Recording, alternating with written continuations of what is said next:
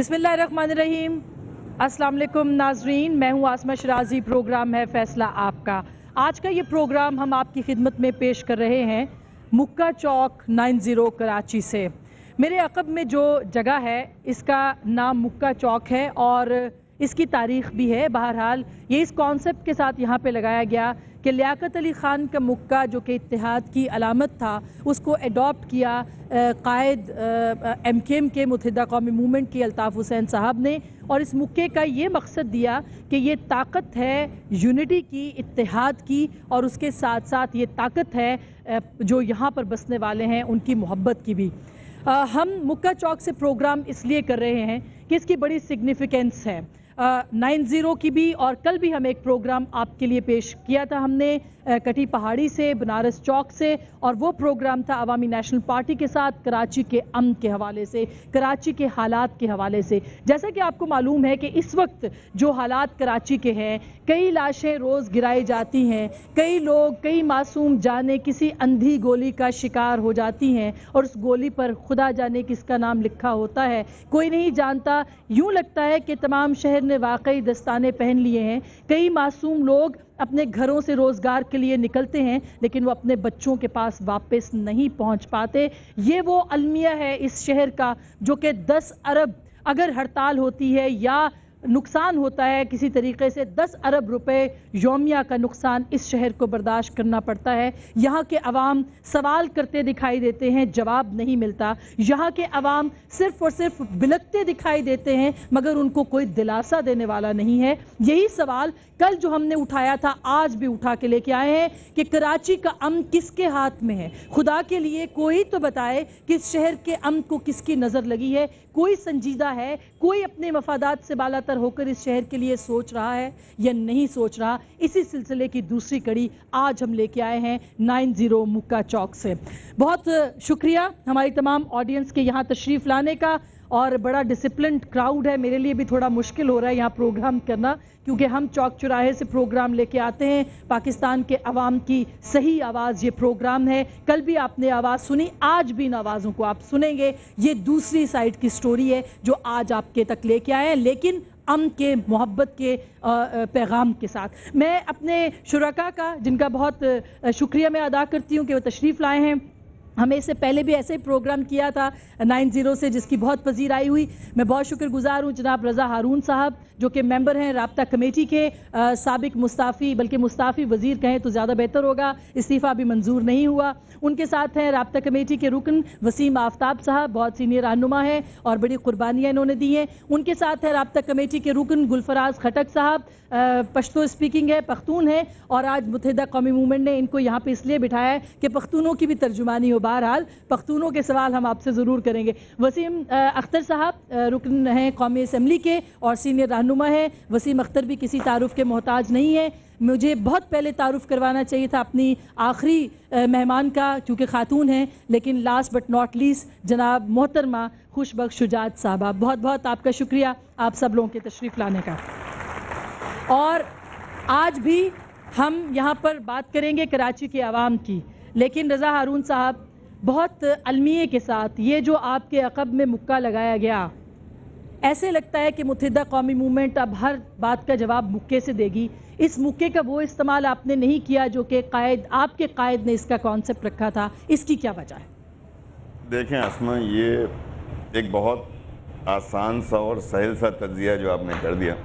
अगर गुफ्तगू करनी है कराची के डायनेमिक्स की, कराची के अवाम की, कराची के हालात की, तो आपको ये समझना बहुत ज़रूरी होगा कि यहाँ जहाँ एक जानिब सियासी जमातें हैं वहीं दूसरी जानिब क्रिमिनल्स हैं, लैंड माफिया मौजूद है, ड्रग माफिया मौजूद है, गैंग वॉर का एलिमेंट आप नज़रअंदाज नहीं कर सकते। और बदकिस्मती से हमारे यहाँ सियासी जमातें ऐसे जराइम पेशा अनासिर को अपनी पार्टी का झंडा इस्तेमाल करने से मना नहीं करती। कराची में आज जो कुछ हो रहा है ये सियासी इख्तिलाफात का नतीजा नहीं है। कराची का अमन वो लोग तबाह कर रहे हैं जो कराची के मैंडेट को तस्लीम करने को तैयार नहीं हैं, जो इस बात को समझने के लिए तैयार नहीं हैं कि मुत्तहिदा कौमी मूवमेंट 2008 में इलेक्शन जीतकर कराची के मैंडेट के लिए बात नहीं करती, बल्कि 1987 से 2008 तक तमाम इलेक्शंस ले लें, जब मुत्तहिदा कौमी मूवमेंट ने कायद तरीक अल्ताफ हुसैन भाई की क़यादत में पार्टिसिपेशन की है, रिकॉर्ड नंबर ऑफ वोट्स पड़े हैं। जमहूरी रवायात के अंदर ऐसे हमारे इलेक्शंस के साथ हमारे साथी जीते हैं कि नंबर ऑफ वोट्स भी सबसे ज़्यादा हमें पड़े हैं। अब इस हकीकत को अगर सिर्फ तस्लीम कर लिया जाए, अगर मैंडेट को तस्लीम कर लिया जाए और उस मैंडेट को तस्लीम करने के बाद उसी मुनासिबत से जब तक इंतजाम और इख्तियार में इख्तियार नहीं दिया जाएगा, अच्छा, उस वक्त तक मतलब, नहीं मैंडेट का मतलब ये होगा नहीं ना, ये लेना इस तरह प्रॉब्लम हो जाएगी। मैं सिर्फ एंड कर लूं, मैं एंड कर तस्लीम किया जाए, किसी और को इख्तियार ना दिया जाए, सिर्फ मुत्तहिदा कौमी मैंने मूवमेंट कहा अपने मैंडेट के हवाले से अपने मैंडेट, लेकिन जब इल्जाम लगता है तो इल्जाम इसलिए लगता है कि आप कराची की जमात हैं, और जब इख्तियार देने का वक्त आता है तो फिर हम कराची की जमात नजर नहीं आते। फिर ना पुलिस हमारे अंडर है, ना कोई और इंतजाम हमारे अंडर है, ना किसी तरीके के हम इंतजाम और इख्तियार पर काबिज हैं, ना हमारे कुछ हम ऐसे कोई इख्तियारात हैं। तो आप मुझे बताइए कंट्रोल कैसे होगा? अब कंट्रोल कैसे होगा? 2002 में भी इलेक्शन हुए, 2002 में भी इलेक्शन हुए हैं इसी मुल्क में। 2002 से 2007 तक का 2002 से 2007 तक का जो पीरियड है, मुझे बताइए ना क्या हुआ था इस शहर में? एमकेएम का होम मिनिस्टर था, एमकेएम का मेयर था, एमकेएम का गवर्नर था, हालात क्यों नहीं खराब हो गए? इन तमाम इख्तियारात के साथ हालात क्यों नहीं खराब हो गए शहर के? अगर एमकेएम दुश्मनी रखती, अगर हम लिसानी तासुब रखते, अगर हमारी दुश्मनी किसी एक पर्टिकुलर एथनिक कम्युनिटी से होती तो वो तो बहुत अच्छा वक्त था जब हमारे पास सारे इख्तियारात थे। जब नहीं किया, अब करेंगे। तो इख्तियारात जब तक जिम्मेदार अफराद के हाथ में नहीं होंगे, मैं समझता हूँ कि हालात। आप जिम्मेदार वसीम आफ्ताब साहब किसको समझते हैं? सिवाय मुत्तहिदा कौमी मूवमेंट के कोई और जिम्मेदार नहीं हो सकता। कंट्रोल आप चाहते हैं, इख्तियार आप चाहते हैं, हुकूमत आप चाहते हैं, किसी और पॉलिटिकल पार्टी को यहाँ सरवाइव नहीं करने देना ये आप चाहते हैं, इसको इख्तियार कहते हैं? देखें आसमा साहिबा, आप मुश्किल से 2 प्रोग्राम करने के लिए कराची आई हैं और जो इन्फॉर्मेशन आपको दी गई है वो बहुत ही छोटी और कलील है। अभी आपने कहा ये शहर जो है वो रोज़ाना अरबों रुपए का टैक्स हुकूमत पाकिस्तान को देता है। एक तरफ वो लोग हैं और दूसरी तरफ आपने कहा कि शायद पूरे शहर ने दस्ताने पहने हुए हैं। ऐसी बात नहीं है, शहर को दस्ताने नहीं बल्कि कफन पहनाने की साजिश ज़रूर की जा रही है। वो शहर जो पाकिस्तान के इकनॉमिक इंजन में रोज़ाना अरबों रुपए डाल रहा है, उस शहर के लोगों का कत्लेआम किया जा रहा है। और अफसोस की बात यह है कि यहाँ पर कातिलों का भी सबको पता है। इस शहर का अमन जो लोग तबाह कर रहे हैं उनके बारे में इस मुल्क की इंतज़ामिया को, इस मुल्क की हुकूमत को अभी से नहीं, जब से एमकेएम गवर्नमेंट में आई है, फर्स्ट डे से हम उन तमाम अनासिर की निशानदेही कर रहे हैं कि कहाँ वो लोग हैं जो इस शहर के लोगों को अगवा करते हैं, कहाँ उसका तावान वसूल किया जा रहा है, कहाँ लैंड ग्रेबर रह रहे हैं, कहाँ ड्रग माफिया के लोग रह रहे हैं, कहाँ के लोग रह रहे हैं। आज भी अगर आप कल कटी पहाड़ी पर गई तो वहाँ जब हुकूमत की एजेंसीज ने लॉ एंड ऑर्डर को रिस्टेन किया तो वहाँ जंग नहीं हुई है, वहाँ गोलियों का तबादला नहीं हुआ। रेंजर्स ऊपर पहुंची और अमन जो है ना पीस आ जाता है। तो इसका मकसद ये है कि जब अगर गवर्नमेंट की विल होगी तो वो हर हालत में शहर का अमन बहाल कर सकती है। लेकिन जब क्रिमिनल की ये इल्जाम है, बिल्कुल ठीक है, हम कहते हैं कि इल्जाम है, मगर जब आप क्रिमिनल सबसे बड़ी पॉलिटिकल पार्टी है आपकी यहाँ पे, मैं आपको पख्तूनों से ज्यादा आपकी तादाद है, पंजाबियों से ज्यादा आपकी तादाद है। आपके लिए ये बहुत आसान है कि आप सारा इल्जाम किसी भी XYZ सियासी जमात पर रख दें, लेकिन अगर आप हकीकत में इस शहर से अमन लाना चाहते हैं, इस शहर का अमन बचाना चाहते हैं, इस शहर के लोगों को बचाना चाहते हैं, तो बजाय ये कि आप सियासी जमातों के ऊपर फिंगर उठाएं, उन अनासिर पे जिन पर तमाम लोग जानते हैं कि ये वो लोग हैं जो शहर का अमन तबाह कर रहे हैं, ये वो लोग हैं जो 12-12 लोगों को एक साथ बसों में मारते हैं। सबको हमने दिया हुआ है। अगर मैंने कहा ना, अगर ये वो लोग होते कि जहां पता ना होता तब तो आप ये बात कहती। हमें पता है, इस शहर की इंतजामिया को पता है कि कौन लोग हैं जो इस शहर के लोगों का कत्लेआम कर रहे हैं, कौन लोग हैं जो बसों के ऊपर फायरिंग करते हैं, 12-12 लोग एक साथ मर जाते हैं और उनको किसी सियासी जमात की पुष्पनाही नहीं। बिल्कुल भी, बाज़ औक़ात तो होती है जब इंतजामिया जानबूझकर नजरअंदाज कर रही हो, हालात को खराब करने के लिए 3 दिन तक मुजरिमाना खामोशी इख्तियार की जा रही हो, क्रिमिनल आए लोगों को मारें और उनकी लाशों को लूटें और चले जाएं, ये आप इसको क्या कहेंगी? आप कह रहे हैं बाज़ औक़ात, इसका मतलब है आप खुद कंफ्यूज हैं कि हम कंफ्यूज नहीं है, अफसोस की बात नहीं होती, हम कंफ्यूज नहीं है। मैं इसमें ऐड करना चाहूंगा असमा जी। देखें, बड़ा हमारे जो अक्सर डिबेट होती है टीवी के ऊपर भी, हम सियासी जमातों में, रियासत किधर है, रियासत के एक इदारे हैं जिनका काम है, जो तनख्वाह लेते हैं अमन व अमान के हवाले से। रियासत की बुनियादी जिम्मेदारी है हर शहरी की जान और माल का तहफ़्फ़ुज़ फराहम करना।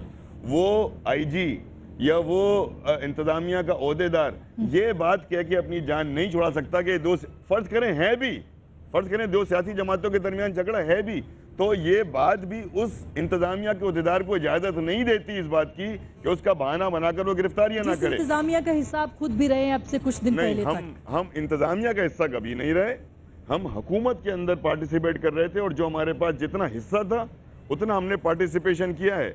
जब मैंने बताया 2002 से 2007 तक हमारे पास इंतजामिया थी, हमारा होम मिनिस्टर था, हमारा मेयर था, हमारा गवर्नर बाख्तियार था, इस शहर में कोई ऐसा वाकया नहीं हुआ। अच्छा, कौन सी आबादियों पर हमले हुए? ये अचानक एक मिनट अगर 2002 और 2007 तक आबादियों में झगड़े हमले नहीं थे तो 3 साल में डेवलप हो गए। अच्छा, ये सवाल कोई नहीं पूछता। IG से सवाल नहीं पूछा आपने कि आप हाउ कैन यू से कि ये पॉलिटिकल पार्टीज के दरमियान झगड़ा और मैं जिम्मेदार नहीं हूँ? कैसे नहीं है जिम्मेदार? वो जिम्मेदार है, वो उसका काम है। तो इसीलिए तो कह रहे हैं कि आप भी तो जिम्मेदार हैं, आप सबसे बड़ी सियासी जमात है आप। भाई उसको तो लिख के दे दिया। आप भी जिम्मेदार हुए ना, अगर अवामी नेशनल पार्टी जिम्मेदार है या पीपल्स पार्टी जिम्मेदार है। हम जिस अमन के जिम्मेदार हैं, हमारा MP इसी शहर में शहीद हुआ है। एक वक्त में 12-12, 14-14 लोगों को मारा जाता है और उसके बावजूद हम हॉस्पिटल में हो, लोगों के जनाजे उठा रहे हैं और उसके बावजूद आप शहर का लॉ एंड ऑर्डर देखें कि पुरअमन तौर पे जिस तरह हमने यौम सोग मनाया, इसके बावजूद भी आप हम ही को मोरिद इल्ज़ाम लगा रही है कि हम ही मर रहे हैं, हमारे लोगों को कत्ल किया जा रहा है। बजाय ये कि आप इंतजामिया से पूछें, उसकी तरफ भी तो कभी उठाएं। वो क्रिमिनल अनासिर जो शहर में दंदनाते फिर रहे हैं, जिनके शहर हवाले कर दिया गया, क्या उनके तरफ कभी उंगली उठेगी? उनसे भी कभी सवाल किया जाएगा? हुकूमत वक्त की बुनियादी जिम्मेदारी हर उस पाकिस्तानी की जान माल, इज्जत और आबरू की हिफाजत उसकी जिम्मेदारी है। आप सियासी जमातों के पास फौज नहीं है कि वो लेके खड़ी हो जाए कि इस इलाके का कंट्रोल हमें करना है। हम तो लोगों को पुरअमन रहने की तबलीग कर सकते हैं, उनके पास जा सकते हैं, अच्छा, मरवा सकते हैं। अपने खुद MP को मर रहा है। आपसे मैं उसके बाद खटक साहब के पास आती हूँ। वसीम अख्तर साहब, आपसे मेरा सवाल है कि अल्ताफ हुसैन साहब ने कुछ दिन पहले कहा कि अमन कर दिया जाए और पूरा अमन हो गया। उसके बाद बहुत चहमगोइयाँ हुई कि अगर उनकी एक कॉल पे इस पूरे शहर में अमन हो सकता है तो हमेशा क्यों नहीं हो सकता, देरपा अमन क्यों नहीं हो सकता? और अल्ताफ हुसैन एक लीडर हैं, उनकी आवाज़ सब सुनते हैं, उनकी बात सब मानते हैं, तो तब अमन क्यों नहीं होता जब वो कहते हैं? अब उन्होंने कहा तो कैसे? देखिए, जो अल्ताफ भाई का मैंडेट है, जो अल्ताफ भाई के चाहने वाले फॉलोअर्स हैं, जिसमें पंजाबी, पश्तो स्पीकिंग, उर्दू बोलने वाले सब शामिल हैं, दुरुस्त बात, वो उनकी बात मानते हैं। जिस तरफ आप इशारा कर रहे हैं कि 15 मिनट में सब लोग घर चले गए, वो अवाम थी। अवाम अल्ताफ भाई की बात मानते हैं, मगर हम जो डिस्कशन कर रहे हैं अमन क्यों कायम नहीं हो रहा, मैं आपको बताता हूं क्यों कायम नहीं हो रहा। जो आप भी और दूसरे सियासतदान ये कह के जिम्मेदारी किसी और पे डाल देते हैं, शिफ्ट कर देते हैं कि ये टर्फ वॉर है, ये कब्जे का झगड़ा है कराची पे। कब्जा कराची पे और कराची की अवाम पे, अवाम के दिलों पे अल्ताफ भाई का है, आज भी है। मगर पॉइंट ये देखें आप, पॉइंट ये है कि उस कब्जे को के अंदर शामिल कौन हो रहा है? 2 जमातें हैं, एक के 2 MPA, एक के 3 MNA और बाकी सीटें MQM के पास हैं। तो आप खुद फैसला करें कि कब्जा कौन करना चाह रहा है। MQM का तो कब्जा है, तो फिर मैं तो खुल के बोलता हूं कि कब्जा है। MQM की अवाम है यहाँ, मगर उस अवाम को तोड़ने के लिए, उस अवाम को मारने के लिए जो 2 पार्टियां बंदूकों का सहारा ले रही हैं, सबको पता है, वो उसकी तरफ इशारा करें। ये टफ वॉर नहीं है। 3 MNA और 2 MPA उन दोनों जमात, सुने, 3 MNA और 2 MPA भी ना। पॉइंट ये नहीं है, वो मजीद बढ़ना चाहते हैं बंदूक के जोर पे, वो जमीनों पे कब्जा करना चाहते हैं बंदूक के जोर पे। हम चाहते हैं सारी सियासी जमातें आ जाएं यहाँ, मैंडेट लें, इलेक्शन में हिस्सा लें। हमने हर सियासी जमात को यहाँ छोड़ा हुआ है, सबके ऑफिस मौजूद हैं। क्या ANP का ऑफिस लाहौर में मौजूद है? कभी आपने सवाल ये किया? कभी मुस्लिम लीग ने खोलने दिया ANP का ऑफिस? हमने ANP को झंडे लगने दिए हैं यहाँ। ये बिल्कुल तासुर गलत है कि हम किसी और सियासी जमात को यहाँ काम नहीं करने देते। पेशावर से ज्यादा ANP के झंडे कराची में लगाए हुए इन्होंने। हम खामोश बैठे हैं, हम नहीं चाहते झगड़ा।